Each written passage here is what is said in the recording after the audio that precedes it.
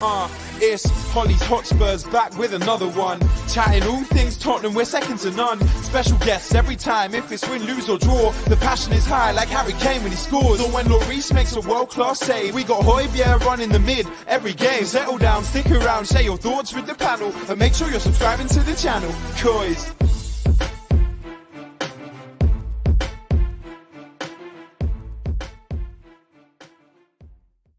Hello, yes, welcome to another episode of Hollie's Hotspurs Live. It's been a little while, I must admit, but we are back in business. And what a way to kick off, obviously, the return of Hollie's Hotspurs Live with a 6-2 victory against Leicester. I hope we are all well this evening. I am joined by some fabulous guests. So without further ado, Luke, how are you this evening, my friend? Yeah, I'm good, Hollie. Thanks again for having me on. Feel like I was meant to be on weeks ago, but everything got postponed and cancelled. And now we're here on a Tuesday night. My head's gone. But yeah, do you know what? What's a better way to come on and talk about Spurs with a 6-2 win? All right, I like it. And I actually forgot it is actually Tuesday today, not Monday. So there we go. Not long till the weekend. And as well, joining me tonight, with Patrick. Patrick, how are you, my friend? Yeah, I'm good, man. I'm good. Obviously a longer weekend under, sad circumstances, but we did really well. We're going to talk about the game. Good way to bounce back after a stinkfest midweek that none of us saw coming. So, highs and lows, but the highs have been good. So let's focus on that. So yeah, 100%. But yeah, you are right. Obviously, with the passing of the Queen, it was very sad. Best wishes to the royal family. But yeah, it was a brilliant send off for her yesterday. And I want to say hello to everybody in the chat. Obviously, Cullen, he's on in his holidays in Amsterdam. Hope you're having a good time, my friend. Anybody else in the chat, welcome. If you're rewatching this, don't forget to obviously say a comment what you thought of the game, like, share, and subscribe. That would be ace. But without further ado, let's crack on. Obviously, like you said, Patrick, we needed to bounce back after losing to Lisbon midweek in a fashion that I must say was very disappointing, if you didn't think so as well. Yeah, it was a weird one because the Lisbon game wasn't great. We limited them to half chances. We had half chance. I say half chance. Actually, to be fair, Emerson Royale had a few good chances. Anyone else, and we should have scored by the time it was into the 80th, 89th, whatever minute. So I was like, it wasn't a great game. Even Jermaine Genius and all them guys on the panel said, yeah, these are the kind of games you just take a draw, move on to the next one. But then we completely capitulated and it was 1-0 and then it was 2-0. And then you're just left like, what is going on? And it was a shit show, excuse my French. It was just so poor to like a team which I'd seen, even when we're not at our best, we make sure we don't lose. But the way we just capitulated in that last 5 or 10 minutes, it worried me to a degree. And I was like, no, man. Because in the Champions League, every team has quality. Even the teams that we say are not good and they're lesser, they're still there for a reason. So you switch off for a minute or two, and just like we saw on Wednesday, you're already 2-0 down, game over, it's done. So it was poor to see that, I'm not going to lie. I thought we should have had better game management from the veterans and the players on. Everyone was looking around and blaming each other. Like no one's taking actual onus for the mistakes. But with that being said, I'm going to get onto it. Obviously, what a way to bounce back on Saturday. You can't ask for more. 6-2 is a nice win. If you are going to lose a game, that's, dare I say it, the game to lose away from home in the Champions League against a team that you should beat at home. And obviously the other team should beat them as well. So it's probably the best time to lose. We was on a really good run. Sometimes you do need a kick up the arse and a wake-up call. And hopefully that game is it. And it's not a big game in the Premier League or any game in the Premier League, considering it's going to be so tight for top four and possibly the league. So probably the best time to lose, even though I hate to say that. But yeah, all we can do is just keep going and just maintain the form that we had before that loss. 100%. And I think as well, Patrick, although we don't like losing, I think, Luke, it made Conte force some changes because obviously we did see that against Leicester. Yeah, definitely. Do you know what? Like in the Lisbon game, it was weird, as Patrick said, like we nullified them in certain areas. They also nullified us in terms of they did sit back and they basically tried to play our game on us. Yeah. They sat back and then they tried as much as they can to just counterattack. And we were vulnerable at times. But, I think 1-0, 2-0 makes no difference at 1-0, in my opinion, to go to 2-0 because the game was pretty much dead at that point anyway, 90th minute or whatever it was. It was late on. It would have been so hard for us to get back. But anyway, you shouldn't capitulate and lose 2-0. But it definitely kind of like made Conte make some changes, and they were some really decent kind of ideas coming from Conte. You know, we mentioned it actually on my show on the Saturday morning. One of the guys I do it with said, "Oh, I'd like to see Perisic play right wing back and Sessegnon play left wing back." And I was like, "What? What are you talking about?" But actually, if you look back, and like Perisic has played on the right and the left before, and so I really like that change in itself, and I personally would like to see that used a little bit more, because I thought it was really good. No, it was really interesting, and moving to Perisic, obviously, for me, Patrick, I really enjoyed that those crosses were coming in from the right, because obviously we slate Emerson Royale quite a bit, but he just doesn't have that in his locker to put a whipper ball in. But Exactly. Perisic does on either foot. Yeah, and that's the good thing about Perisic, the quality. I mean, even other rival fans are saying it. He can whip a cross in from a corner with the left and the right foot. It's insane, his talent. And even for me, I mean, Perisic is a fantastic player, but you can still see he's still acclimatizing to the league. But once he does really get like up to that top level, he's already a problem, to be fair, but I can still see there's more to come from him. And I like Emerson Royale for all his industry. I like him. He's a likable guy. He's got good personality, but realistically going forward, he's not it. Defensively, I don't mind him. He is quite good defensively, but every time the ball comes to him on the right-hand side, he's checking back, he's looking backwards, and it's either going backwards or he will get a cross in, but no one expects it to come in. So you're not there to get, to get onto it. So yeah, so it's a weird one for me, because I'm still wondering why Conte hasn't at least tried to bed Spence in at some point now. Like, we've had enough games. Why isn't Spence getting a run in? Only Conte will know the answer to that, because Spence is a good young talent, and by now he should have at least had some minutes. Everyone else has played apart from him. So that's a weird one anyway. But yeah, Perisic on the right, Cess on the left can work. Cess still frustrates me a lot, because this guy started as an attacking player, and then he's obviously converted to a fullback, but he still doesn't take his man on. And it really pisses me off, because I know he can do it. At Fulham, he was dribbling, beating guys, and obviously scoring or whipping in crosses. And it's almost like he's playing within himself. He still looks scared on the ball. And it's weird, because he's been there for 2 years now. What are you scared of? But, I mean, I don't want to get onto him too much, but it is really frustrating. It pisses me off, I can't lie, because I know there's a good player in there. I'm not saying he's a bad player, but he should now be at the level where he's beating his man, left foot, right foot, pinging passes in. It's just sometimes he looks good, sometimes he looks like he's scared. It's a weird one, but all in all, it was a good change, like Luke said, and it did bring it. Well, first half was a bit, but second half, obviously, you saw the bounce back, really. No, definitely. And maybe like what Roy said, Patrick, that maybe he's holding out for Spence for a lower level cup game. Maybe could that be? I the hope reason, so. maybe? I hope so, man. Otherwise, what is going on? Why did we bring him in? Because I mean, Conte's also had almost like these little hints that he wasn't my signing. Daniel Levy kind of forced me to buy him, type of thing. He said that a few times now, and I'm like, what's going on, man? Like, between Paratici and Conte, I thought that was the unit, and they're buying players that both of them want. So I'm hoping, and obviously Conte said, yeah, he's not at the level yet as in Spence, but he's going to be there soon. He's working hard. But give him a run out, man. We got 5 substitutions each game. He should at least be getting a couple minutes here or there. Well, worries me. Yeah. Like, sorry to jump in. That's what worries me. Those comments that he's made on Spence. And it's not just once. Like, it's multiple times that he's made these comments. And that's the only thing that, like, does worry me about him. Like, are we going to see much of him this season? Like, exactly. I'd be dubious if we will. But, hopefully. I want to see him. Look, even if he gets a run in the cup, and we see how we get on. Because when he came on against Nottingham Forest, he actually came on in a much more attacking position, didn't he? Yeah. He came on as like a right winger. And he was getting at his man, isn't it? He was getting at his man. He was whipping crosses, and he was doing what we'd expect to see from that side of the pitch. It'd be interesting to see what happens, 100%. And I hope we do see him, because, like you say, there's a player in there. It's just whether Conte is going to give him the nod, shall we say. Obviously, as well as Perisic, we obviously saw, Luke, that Sonny, I don't know how you want to word it, whether he's benched or whether he's dropped, but finally the penny dropped. Rotated. There we go. That's probably a better way to say it. We saw that Sonny was obviously rotated. Now, Luke, I've been saying for weeks that maybe Sonny needs a little bit of a rest or a little bit of a reset. And it was evident, because he came on and proved the point, didn't he? Yeah, definitely. Do you know what? Like, I'm really, really happy for Solly, because he definitely did need that kind of like reset, as you said. I don't really like a rest, but a kind of reset.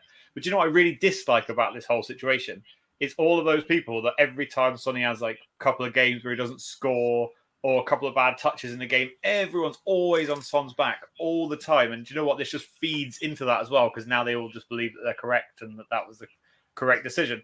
Look, the man is an absolute machine. You know, he came on, scored a 14-minute hat-trick and walked off with a match ball. You know, before he came on, we were struggling. You know, as Patrick said, we go in at 2-2. We look like we have done a lot of this season. And yeah, we're unbeaten in the Premier League, sitting third in the Premier League, I think, at the moment. And we're doing well. But we're like at level 7 and we should be at level 10, 11 by now. Yeah. You know, we're still kind of just grinding out these results. And, you know, a 6-2 victory is incredible. But it doesn't paper over the fact that we're still not kind of gelling as much. And maybe it is that they kind of like don't know the best positions. You know, Richarlison's giving Son a run for his money, Kulusevski a run for his money. We don't really have the perfect right wing back at the moment. He's still not sure who the best player is in the left wing back because obviously, you know, it's Perisic most of the time. But then when he goes over to the right, it's Sessegnon, who doesn't know whether obviously Ben Davies is out now. So it looks like Longley's coming in. Does he know which one's better when they're both fit out, both of those two? It is difficult, but you know, without taking it away from Sonny, my God, when you need to like end a goal drought, you need to end like a performance like that. It's incredible. Like I said it again on my show, like it seems like before Saturday, every time he'd get the ball or the ball was on his way to him, you would see his mind kind of tick. And think, I hope I don't mess this up. Like I need to get a good touch. Before that happened, the ball would hit him and it'd be 2 yards away and we'd lose the ball. But none of that when we saw him on Saturday. You know, he came on and he had a purpose. And he scored 2 incredible goals from outside the box and then a wonderful hat-trick and perfectly timed run. So I couldn't be happy for him because he's just the loveliest man in the world. He really is. And it's interesting what people are saying as well, because obviously Andrew's saying, what do you make of Richie so far? And Dan's saying, like, who up front starts on the bench next match? And I think that's the real trouble that Conte has now, Patrick, in the sense that Son's just got a hat-trick. Do you rotate him again? Obviously, we've got international break and this, that, and the other, but it's North London derby next. It's a tough one, isn't it? Because even every time Kulusevski's been dropped, I'm like, it's so harsh on him because every time he comes on, he looks insane. He looks incredible. And someone scores a 13-minute hat-trick, literally changes the game because the game was still in the balance when Son came on. How do you then rotate or drop them for the next game? I don't know. It's a good conundrum to be in. It's a good problem to have. Richarlison again has always looked incredible when he's played. He wasn't that great against Leicester, but fair play to him. He's looked really good in every other game. And obviously Kane is never going to get dropped because he is the talisman and, you know, the focal point of our attack. So I don't know, man. It's a hard one, isn't it? Someone's going to be feeling really unlucky or unfortunate, but then hopefully they use it as motivation, just like Son did, and come on and win the game for us because the talent is there. All four of our front three, however you want to say, or front four, are good enough to change games, win games, and be match winners. So, listen, it's a great problem to have. Every team would take that problem, and as long as these guys come on and they're focused, like Son was, then listen, I'm all for it. Because, like Luke's saying, that's the first time when I saw Son in that space, as soon as he whacked it, I was like, that's a goal. It just felt like Son from last season. He wasn't overthinking it. He took it back to basics. He just played his game. He wasn't just trying too much. And before, you could see in the other games, just the strain and the pressure. And I think the limelight has got to Son as well because, you know, he went from being obviously a top-rated winger to winning the Premier League Golden Boot. And now the whole world's watching every single thing. And I think he was overthinking that as well. But on Saturday, he came in, just played his game, and he walked off with the match ball. So yeah, man, it's great for us, and great for him as well. He needed that. And that's what a way to bounce back, like we keep saying, like just to come out. The 2 goals he scored as well, we'll probably get into it a bit later, but they were incredible. I just want to bring up what Kev says. Obviously, bringing Sonny on kind of changed the formation as well. And Luke, I'll share this one with you because he said it to you directly. So I think that's true as well. I think it did aid him a little bit. Like we've kind of said, he seemed a bit more relaxed with the players that he had around him, and in more of a sense that there was more of them around him, if that makes sense, in the 5 in the middle. Yeah, definitely. Like, I don't want to take it away from Son, but we also have to remember this is a Leicester team who have a woeful record. You know, before the game, I think it was 8 goals scored, 16 conceded. And, then they shipped another 6 and scored 2. So, they sold their best keeper for a championship keeper. They've got left backs that sometimes play right back. They're an absolute shambles at the moment. But anyway, talking about the change in formation, it's really interesting because, again, it's been mentioned before, how could we change the formation? Because one of the things for me that always worries me is that we're great when we're counter-attacking, we're great when we sit back, we get the ball and we hit them. But if those passes break down, we struggle in the middle of the park to get back into shape. And having only 2 players in the middle of the park sometimes is where we tend to get unstuck. So actually having the likes of Bissouma, who can then move forward and go into more of an attacking or advanced position, is really, really helpful in that formation. Is it something that works all of the time? I saw someone put there, Kev G said Son and Kane with Decky right wing back. But then that worries me. Then you're taking away Kulusevski's best asset, which is his strong attacking ability. And so I think it works, and I think it's good to change a game with that. Do I think that we sit there every week looking at that 3-5-2? Probably not.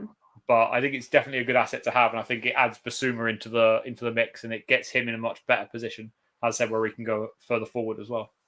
Yeah, I think you're right. And I think, like you say, it's nice to be able to not only bring on personnel, but to change it. Because like I said, we've been struggling. This argument of we need a creative midfielder has been going on for so long. But if we can do that, bring Bissouma on, it changes the whole game. So yeah, it was really interesting. But obviously, talking about people that made a few mistakes, that bangs on about the fact that the team don't concede goals when he plays. Sanchez, Patrick, had a little bit of a boo-boo at the start of the game. Yeah, exactly. That record went out the window real quick, didn't it? That run. Yeah, it's like he was just all over the place. His legs were just a complete mess. So he completely missed the clearance, and then trying to do too much, rash challenge. He was unlucky as well because it actually happened outside the box, but it continued and is literally on the line, which is a penalty now. So it was really dumb. It was a definite penalty. Yeah, he kind of just went back to that, that klutziness that we've seen from him. And I was an advocate for Sanchez before that. He'd done really well. I couldn't knock him. We're always quick to bash players when they're doing poorly, but sometimes we're reluctant to give them their flowers when they're in good form or doing well. And Sanchez was doing well for us. If it wasn't for him at the back end of last year, we wouldn't have made top 4. Because when Romero went out, we were all really worried, especially in the North London derby, the news just before that game. Sanchez came in, looked fantastic, and he was solid throughout that back end of the season. But on Saturday, that's the old Sanchez, which we thought we had kind of got rid of. It came back. And even then, after that, if you notice, the players were quite scared and nervous whenever he was on the ball, because you just don't know what's going to happen. Is the ball going to, come back to us? Is he going to concede possession? Is he going to give a rash challenge away? So I don't know. Hopefully that is just his one mistake and it's out of his system. But it was really bad and it was really early, and it just gave Leicester a bit of, Leicester were a team that needed that confidence boost, and they got it straight away. No, I think you're right. And to be fair, like you say, I'm probably the biggest advocate for slating him now and again. It just infuriates me, and that's the thing. That's the worrying factor. You say he did a great job when Romero was out for North London derby. I cannot slate him. It's just the inconsistency. Can you bring him in and he's going to do a job? It showed at Leicester that he can do it. But look, it is really annoying. And we say, but it would have been even better if Lloris kept his feet on the line. But I still don't get it. All the favouritism is on the striker. Ridiculous, isn't it? Because if you go back and watch Sanchez's tackle, it was classic Davinson Sanchez, wasn't it? He slid in, then he kind of tucked his legs back, but it was too late. And then it's on the line, and then it's a penalty, and then you think, Christ alive, Lloris saves the penalty, and you think, thank fuck for that. Excuse my language. And then they, it's like they're always looking for something, isn't it? Always looking. Oh, well, there was a penalty save there. Oh, I wonder how we can rule it out. And it's no agenda against Spurs. I have no belief in this agenda against clubs whatsoever. I just think it's ridiculous that, they have to look for something always. And they can't just let a game flow and say it was a bad penalty, a good save from Lloris. Let's keep the game going. But it didn't matter in the end. But Christ alive. Yeah, I know, it is annoying, and I think it is really harsh on keepers. It's a square blank shot straight at them, and they can't take that little step to obviously try and save the goal and move their feet, but I suppose it's in the rules. But it was just annoying that he obviously didn't save that. They went 1-0 up, but Patrick, we got an instant reply, didn't we? Because what a brilliant cross that was from Kuleveski.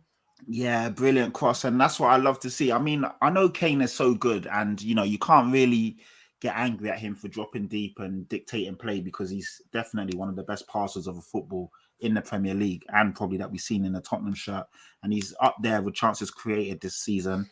But him being in the box is where we want him. He's such a predator. He always knows where to be at the right time, and obviously that's Kane. It's a great cross. But then also you have to give credit to Kane for anticipating it. And he makes it look easy. How many backstick headers have we seen Kane literally just there at the right time in the right place? That's a skill in itself. And, everyone goes on about Haaland being that kind of guy. Kane is as well. Obviously, it's different.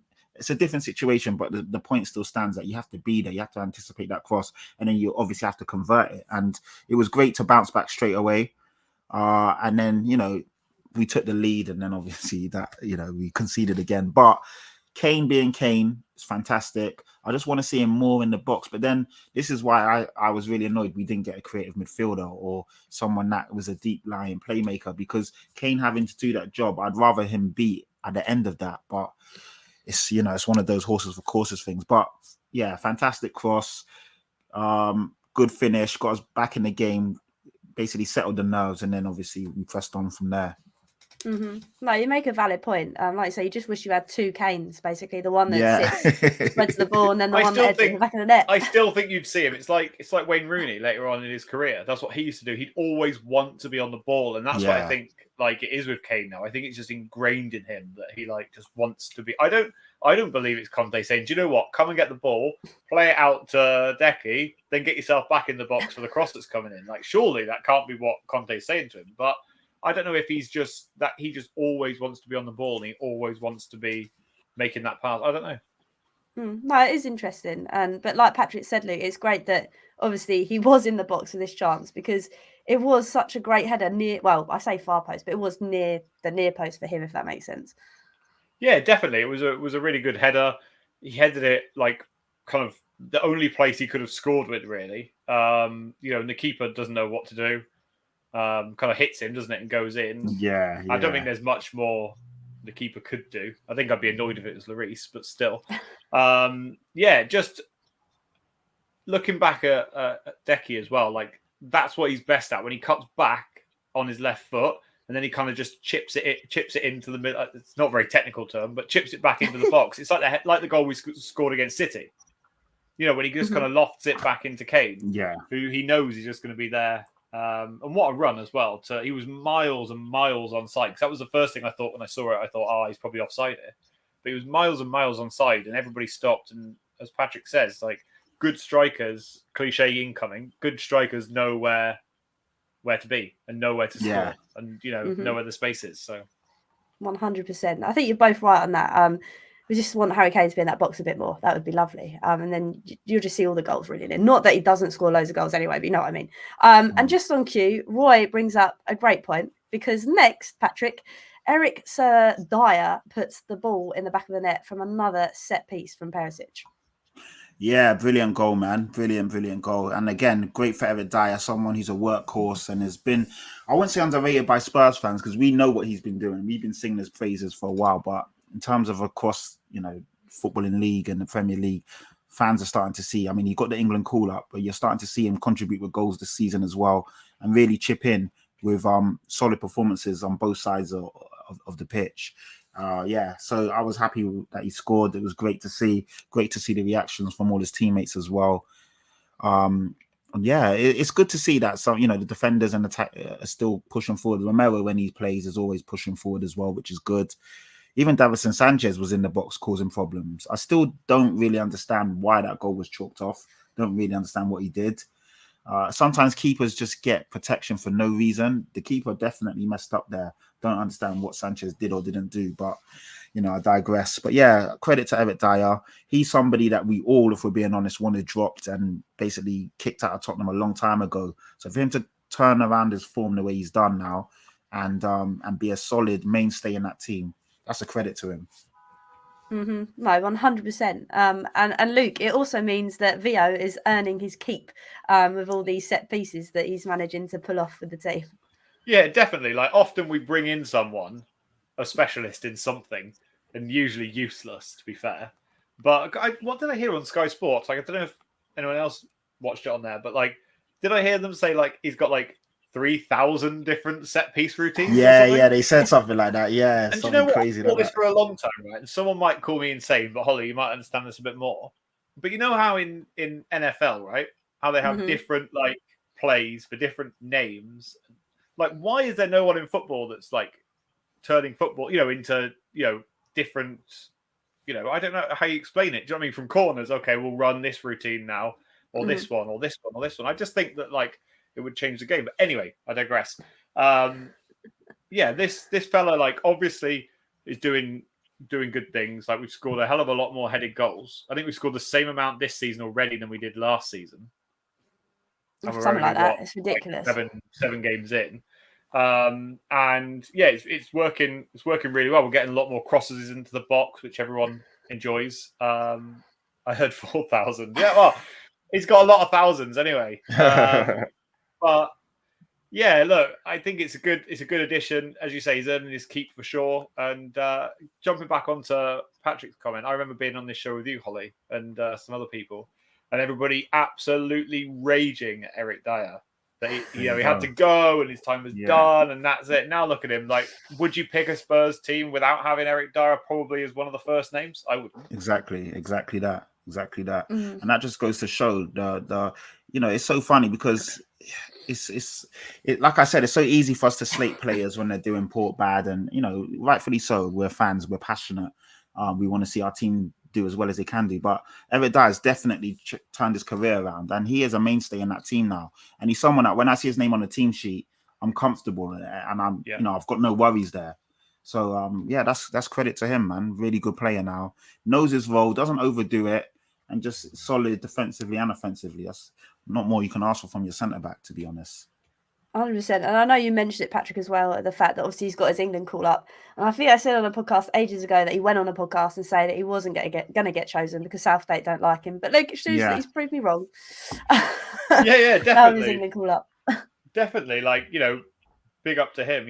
I've seen a lot of people saying, how's such and such in, how's this fella not in, how's that fella not in. I don't think, unless you're, adamantly against Spurs, that you can say that it's a bad thing that he hasn't had has got an England call up. Sorry, because look at him when he was back in the England setup before. I'll always remember his free kick against Russia. I think it was in the Euros, and the penalty as well. That last exactly, yeah, exactly. That he's always been solid for England, but there is an issue with England, and we won't get into it too much. I think with favoritisms and namesakes and all the rest of it, with the likes of Harry Maguire being put in there, just off his name. And I think, there are some defenders and some players like James Maddison that are rightly annoyed that they don't get in because what more can they do at times? But yeah, big up to Eric Dyer. Like, I hope that, he makes it his kind of time and gets into the squad for the World Cup. Hopefully. Not if Maguire fridge face is in there. I prefer Dyer over Maguire fridge face. But anyway, let's talk about Maddison, Luke. Obviously, then Maddison goes and scores the goal he does, Patrick, which I must say, I don't know if there was really a lot we could have done. Maybe we could have transitioned a little bit better into defence, but it was a cracking finish from him. Oh, great finish, man. It's a weird one because like there's certain players like James Ward-Prowse, Maddison, like whenever they play us, they just seem to do something magical, and like, fuck's sake, it always just seems to be against us. Don't get me wrong, obviously they're good players, but they always seem to turn it up a notch when they play against us. And I even called it before the game that Maddison will score a worldie or do something incredible, and he did. And I was like, but even though a lot of people, I was still confident at 2-2. I was really confident that we'd still go on and win that game. I don't know if it's just this new Tottenham, there's always a resilience, but I was like, we need to come out firing. And obviously second half we did. Bentancur coming in, stealing that ball, and then finishing. Awesome passage of play from him, showing basically how key he is on both sides. That was brilliant. And then from there, it was still tight. But 6-2 was a weird one because 6-2 sounds like a battering, but there were moments in that game when it was a lot tighter than the scoreline suggests. So I think there was a time as well when Daka was through 1-on-1. I'm not sure when the scoreline, and he realistically he should have done better than what he did. He shot it straight at Hugo Lloris.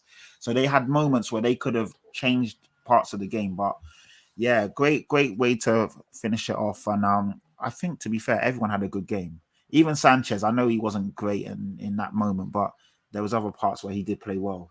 So can't really complain, to be fair. No, definitely, and that's the thing. It was frustrating, Luke, that Maddison obviously equalised the way he did. But like Patrick said, I don't think we were ever too worried. I was frustrated, but I was a bit like, actually, we've been here before. We've managed to win the game.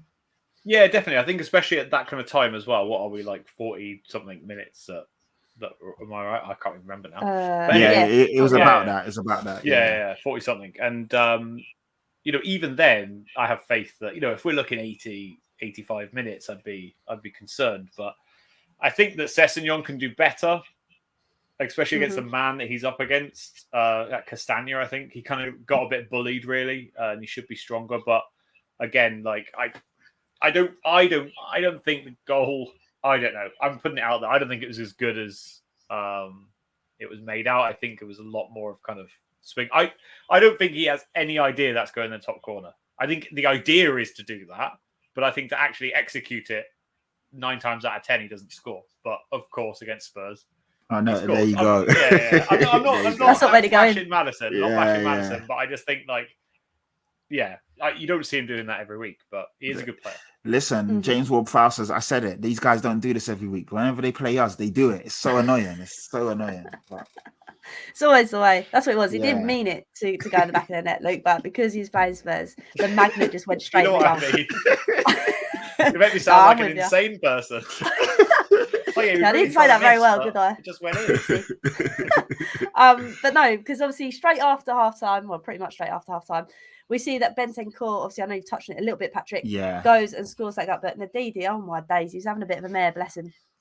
Yeah, that was and that's what I'd love to see that, because we are saying that we need that link between midfield and attack.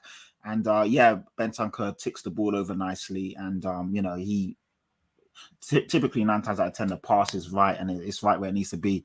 But we do need our midfielders to chip in with more goals if we're not going to have that creative mid there. So Højbjerg has started to do that. Bentancur hopefully can start, because we need goals from all over if we're going to really push on and challenge on all fronts like we want the team to do. Can't just be Son, Kane and Richarlison and Kulu every game scoring the goals. We need it from other sources. So it was great to see.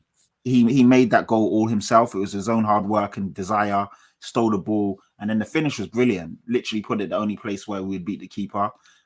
Fantastic. Good goal for him. And again, it's nice to see when we're scoring these goals, people that aren't expected to score, how happy the other teammates are for them. So it just shows that the team is all working together for each other. So yeah, I was really happy with that.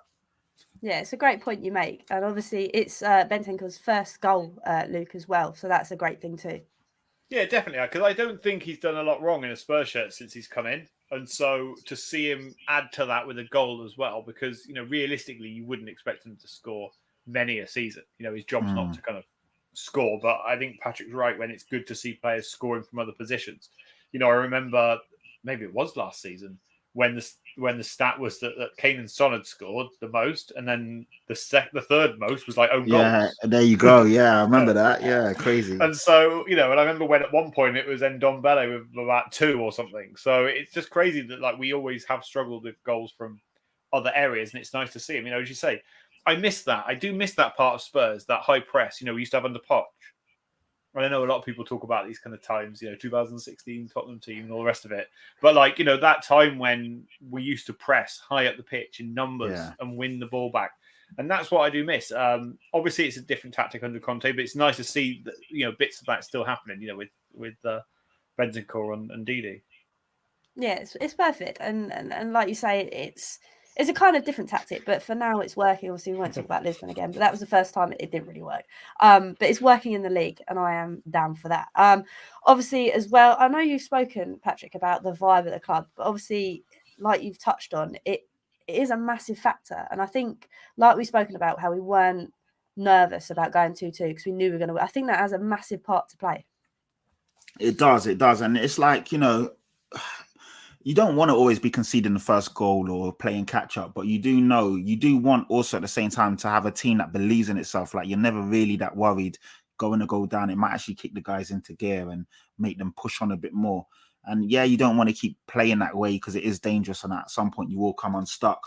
But you do know in a game there's many levels and facets to a game, and if you do go a goal behind or something happens that's against the run of play, like a penalty is given or a bad decision from the ref, it's not going to completely knock you off your axis, and you can still get back on track and at least get a result.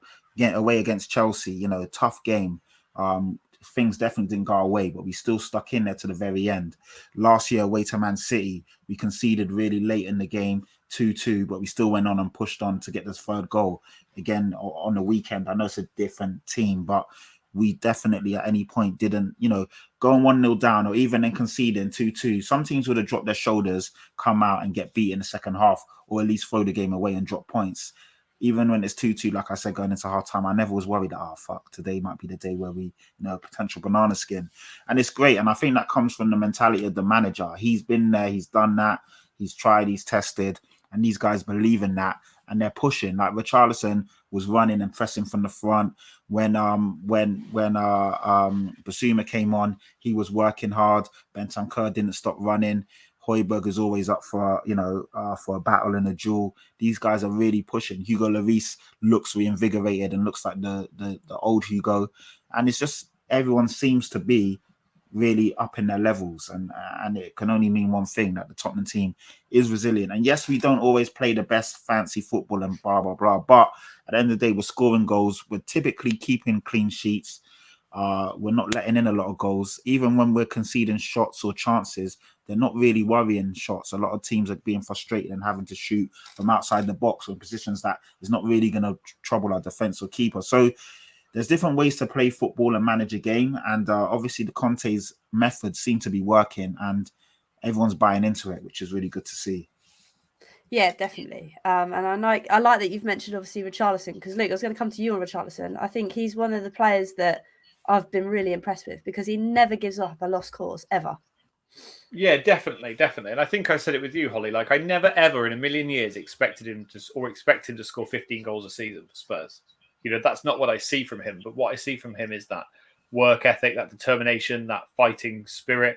He seems to be rolling around on the floor a lot less at Spurs as well.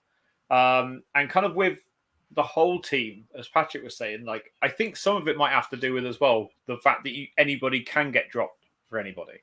Yeah. You know, look at, I think even when Emerson Royale came on for Perisic, unless I made that up, he seemed to like be reinvigorated as well. Like, he was battling with Basuma to win the ball back, and you know, and the other thing that I really like is we never stopped trying to score. I used to hate Spurs when we go kind of like one goal late on and think, oh, we'll just sit back now because we're winning the game and that'll do enough. And then we'd often concede late or disaster might happen. So it's nice to see us now having that ruthless streak as well. But with Richarlison, I don't think there's anything to dislike unless you're a rival team or a Liverpool fan or something. Like, I don't think there's anything to dislike about him. Like, he tries hard, he's happy, like everyone loving him being there. Like, it's brilliant. I need to get Mum to listen to you, Luke, because she can't stand him. But I think that's just my mum's opinion on him. But obviously, moving away slightly from Richarlison, I know we've mentioned Sonny, but I think it's just right to just obviously talk about his goals a bit more in depth. Like Craig said, Patrick, do you think Sonny's back after that sensational hat-trick? I'm going to call it a sensational one. Sensational. I hope so. I mean, I just hope we see the old Son. That felt like Son last year, like against Norwich or against Liverpool or against Southampton away, where he just didn't overthink it and he just natural, you know, no instinct. You know, we know what Son can do: left foot, right foot, inside the box, outside the box. Even the run, that was Son, just back to basics, not overdoing it, not overthinking it. And we all know how dangerous he is. And even like when he scored the first goal, he didn't even go crazy and run and celebrate. It's just relief. He just stood there, didn't he? And then everyone came and like gave him a hug. And you just saw, he's just like, yes, I finally got. Because in games, you could see him snatching at chances, forcing it. If the pass was on, he would maybe take the harder shot because he just wanted to get on the score sheet. Now he's done that. Hopefully he can push on. So yeah, you don't want to go too crazy, but also at the same time, to score a second half hat trick or a hat trick in 13 minutes, 14 minutes, depending on how you look at it, that is sensational. And there's not many players that can do that. So I'm hoping that Son is back, because if he is, that's a scary, scary proposition for any team that plays us. 100%. I know I say that a lot, but it is true. And Luke, I want to come to you because obviously we talk about the finishes, not just with his left foot, but with his right foot as well. I mean, it's just incredible. Yeah, the first goal was really good as well, especially as it being that kind of first goal of the season, breaking his kind of duck and and taking it with his right foot. But my lord, the second one with his left foot was just, and that is like, as Patrick said, like that is like classic Heung-min Son. Like, give him the ball, let him shift it onto his left, and just watch him do his thing. Like, it's just, he's an outrageous footballer. Like, if you think about that one, and then you also think about the goal he scored against Arsenal, when he scored from miles out, and whipped it with his right foot into the opposite corner. Like, crazy. The kid can do everything, and that's what was frustrating me before. Like when I said that it looked like he was kind of just overthinking, as you said, because his touch shouldn't be bad. If anyone's watched any of the documentaries about him, like that's all he ever did as a kid. It wasn't shooting. It Literally, was, yeah, it was like keepy ups and touches and and all the rest of it. So I think it's all a bit of that. But look, I think as Patrick says, like whether it's like Son, Kane, Kulusevski, whether it's Son, Kane, Richarlison, whether it's whoever it is, right? Whichever combination it has, like we have a great system. We have the ability to bring on another brilliant player in that position, and it's nice to see. It's nice to see the diversity of Richarlison. I forgot to mention that before. No, definitely. And that's the thing. I think it's also a stat as well. I think obviously Sonny's had this goal drought. I think he's only one behind Jesus now, Patrick. I mean, he is. Mad. He is. And he was level with Jesus. Luckily for them, got a goal the day after. But it just goes to show. But that's the levels, isn't it? That's Sonny now. Unfortunately, when you are as brilliant as he is for the last 2 seasons, everyone's expectation rises now. So everyone's expecting him to now get 18, 20, 22. So when he's having a bad... Because if we're being honest, Son does usually go through these patches where he might not. He's a streaky player. And sometimes he will go 4 or 5 goals without a game. And no one would really be that frustrated apart from Spurs fans. But now, because he's in the limelight, everyone's talking about it. So there was a lot of that as well. And then because we got Richarlison, it's not like, you're not undroppable. Even though no player should be, let's be honest, certain players are that good that they won't really get dropped or rotated. But now there is that option. Thankfully, Son took it the right way. And it could have went wrong, and it could have, Son another game without a goal, and everyone's still asking the same questions. What's going on with Son? What's happened to Son? Da, da, da. But thankfully, that will now not be asked, and we can just go on and just do what he needs to do. Just do what he does. If he does what he does, we're Tottenham fans and Tottenham as a team, we're going to be feeling good about ourselves. Mm-hmm. And I think that's the thing about his interview after the game, saying how he was so happy to obviously get the goals, but he was so thankful for all the fans for still believing in him. And I don't think it's right to say that some people didn't believe in him. I think I was asking the question as well. I was like, how long can we wait till we've got players on the bench that are like willing and wanting to get on that pitch? Do we wait to give them a chance? I mean, Luke, is that kind of how you thought as well? It's like, how long do you wait before you swap it? Yeah, sorry, I got distracted by a moron in the comments. But anyway, yeah, I think you're right. Hollie. And like, there's this like false narrative of some fans about Heung-min Son not being a nice person, even though how you can't think that he is a nice person. It's weird, isn't it? It's weird. Yeah, it's bizarre. But yeah, I think that it's nice to see him hitting back with that. Does that mean he jumps straight into the starting 11? Who knows? Do we now expect him to score 3 goals in the next game, 2 goals in the next game? Do we expect him to not have a bad touch in that game? Are we all going to get back on his case again? Oh, he needs to be dropped so that then he can come back on and score a hat-trick again. Like, I think it's just nice, as you say, that to show that no one is undroppable, but that we have players that we are confident can come back in. Before this, we would have only had Kane and Son would be the first 2 players, in my opinion, that weren't droppable. We didn't have any replacements for them. We had no one that could come in and we would think, oh yeah, we're safe with that. Like when the lineup came out and it was Richarlison, Kane, Kulusevski, no one went, oh, I'm a bit worried about that. But if you saw Kane, Son, Richarlison, or Kane, Son, Kulusevski, your mind wouldn't say anything different. Like it would always just be, okay, yeah, I'm happy with that. It's good. So it's lovely to see. And yeah, he's just a great guy. There's nothing, he never ever gloats. He never ever like, oh yeah, like, I've been working. It's always about it's always about the team, isn't it? Even when he scored that goal against Burnley, when he ran past everyone, I'm pretty sure he still said that it was the rest of the team helped him make that goal. Yeah. And the guy just ran from his own penalty box. So no, he is incredible, and I think that's the thing. I don't think anybody gets on his back. I just think it's the factor that now we've got so many competition for all of those positions now. You can't not sit here and think, oh, maybe we'll try with Charlison this week and give Son a rest, or even with Kane if that was the case. But obviously, we now have a break, which it could go two of one ways. It's either really annoying or it could do us a favour. But we had a week's break when we played Lisbon. So, Patrick, I'm not too sure how to take this break, to be honest with you. It's annoying, isn't it? I mean, it's a weird one because the good thing is everyone's on the same break. So it's, everyone's going to be disjointed. Arsenal are also in good form, dare I say it. So they're going to have to suffer the same as us and, have to come back and players travelling and this and that. But yeah, you just want to get these games out of the way now. And North London derby, when there's just 2 weeks, it's just annoying because, it's a game that we all just want. I hate North London derbies. The build-up is always horrible. The day before is horrible. Even up to kickoff, you're just nervous, you're anxious because it's a game where it could go either way. And obviously, you don't want to get beat by them at all. And go, we're away, and our record away at Emirates, regardless who the manager is, isn't good.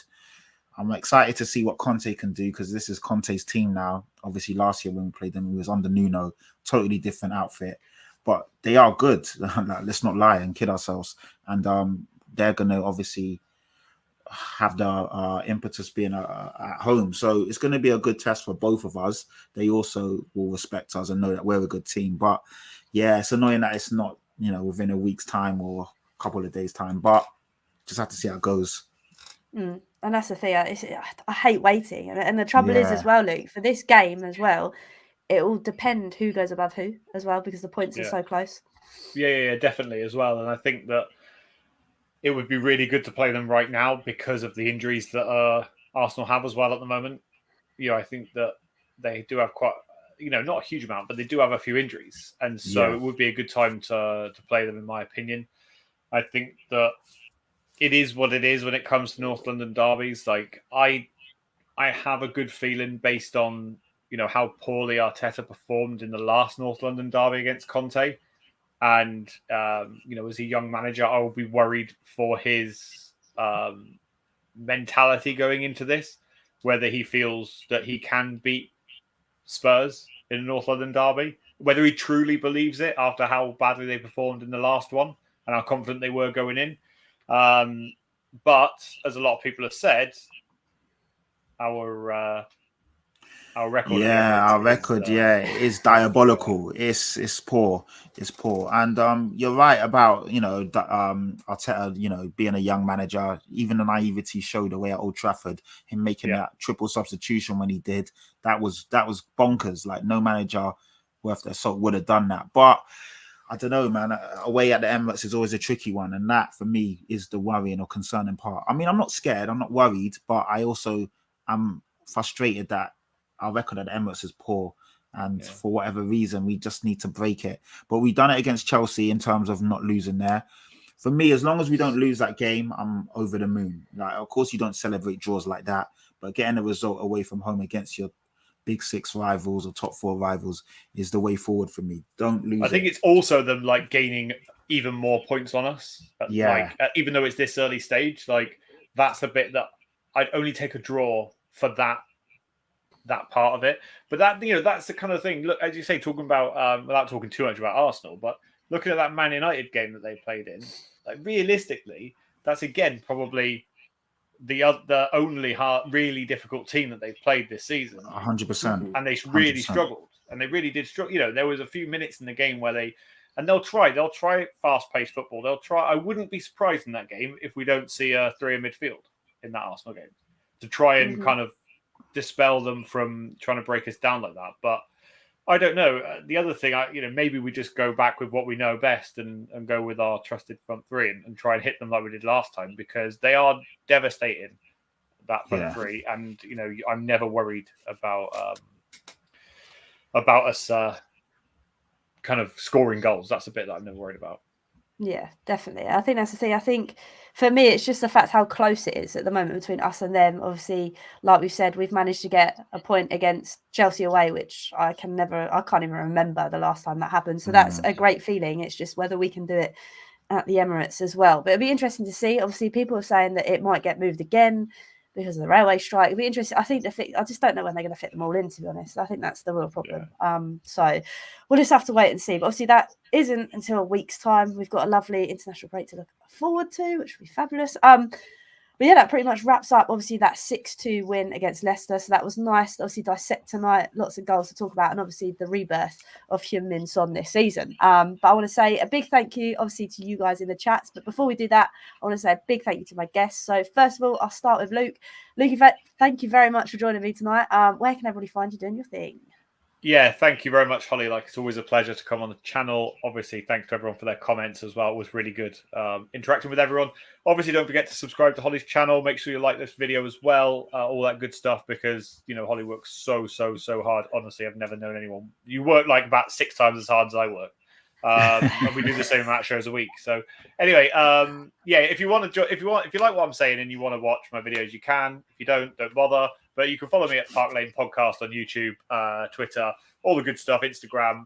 So yeah, we're more than happy to have you over if you want to. And if you want to talk shit in the comments as well, come on over because we enjoy it.